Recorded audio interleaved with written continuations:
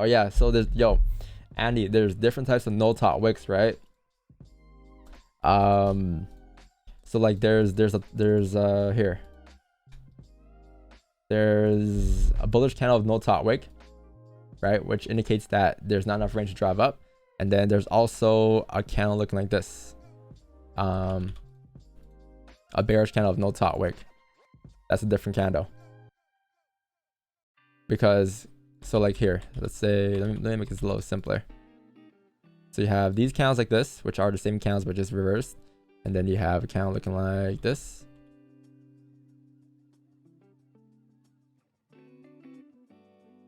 These are two different candles, right? Because this to the left indicates that there's no range to, where's my wick here? There's no range to drive up or drive down because the close had no top wick. The close had no top wick on the bullish candle and the bearish candle. But on this side, right, you have a no bottom wick on a bullish candle, which indicates that you'll likely get a bottom wick before driving up because that will be liquidity being formed. Right, you need liquidity to be formed because when you don't have a wick like that, I'm gonna try hard not to confuse you, but like basically, this is what it looks like. So when you don't have wicks here, you're gonna see a pull on price, obviously, and you're gonna see like maybe like something like this happen, and then you're gonna see just a drop up like this, or maybe you might see something like this. My bad. This might be a better example.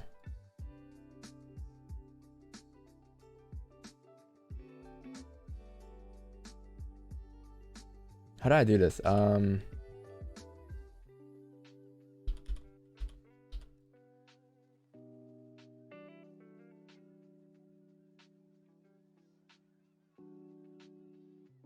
I don't know, I might see something like this, and then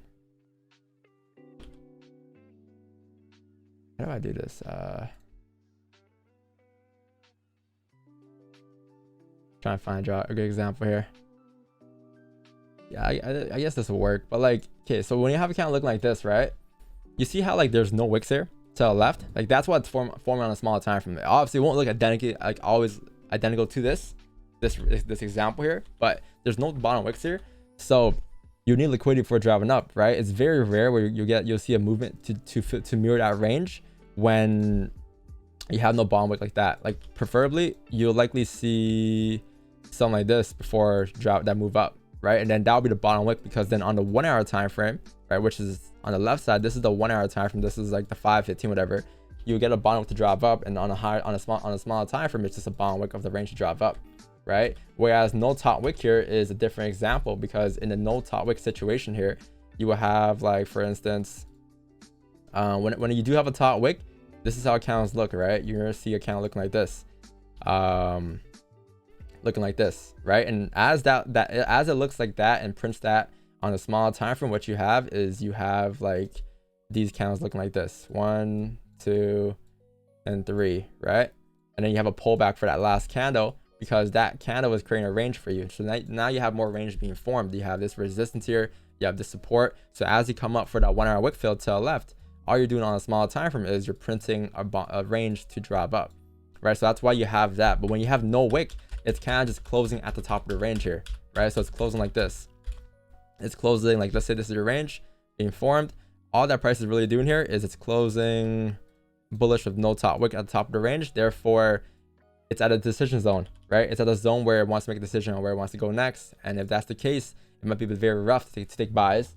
You would want to see some type of range form first. So you want to see something like this happen, probably, where you get like a bearish candle or something, right? Because now you're in this range here, and then maybe later on a closure back above the range, but it might take a little longer to set up for buys going up. Whereas if you already have a wick there, then it's just a range fill on the smaller time frame. So it's two different things. So like this side and this side, two different no top wick scenarios, right? And it gets confusing, I get it, but just know that when you have a close on a candle with no top wick, it indicates no range to drive up or to drive down.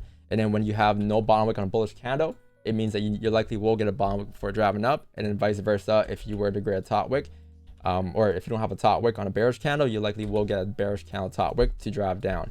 So in those situations, I'll likely avoid the trade. Whereas in these situations, or sorry, in these situations, I'll avoid the buys or sells. In these situations, I'll wait for the top or bottom wicks before taking the positions.